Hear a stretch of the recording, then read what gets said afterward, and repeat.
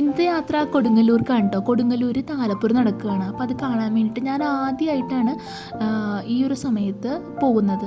ഒരു 10 മണി കഴിഞ്ഞപ്പോഴാണ് ഞങ്ങൾ ഇറങ്ങിയത്. കാരണം നല്ല തിരക്കുണ്ടായിരിക്കും മനസ്സിലായി. ആ സമയമൊക്കെ ആകുമ്പോഴത്തേക്കും തിരക്ക് അത്യാവശ്യം കുറയും. ചെന്നപ്പോൾ തന്നെ ഞാൻ ഐസ്ക്രീമിലോട്ടാണ് ചാടി വീണത്. അങ്ങനെ ഞങ്ങൾ രണ്ടുപേരും ഐസ്ക്രീം കഴിച്ചു കഴിഞ്ഞിട്ട് റൈഡൊക്കെ ഇങ്ങനെ ആസ്വദിച്ച് നിൽക്കണം. ഒന്നിലും കയറിയില്ല, കാരണം എനിക്ക് പേടിയാണ് സത്യം പറഞ്ഞാൽ. അങ്ങനെ പിന്നീട് ഞങ്ങൾ അവിടെ മൊത്തം അമ്പലം ചുറ്റും ഇങ്ങനെ നടന്ന് ആസ്വദിച്ചു.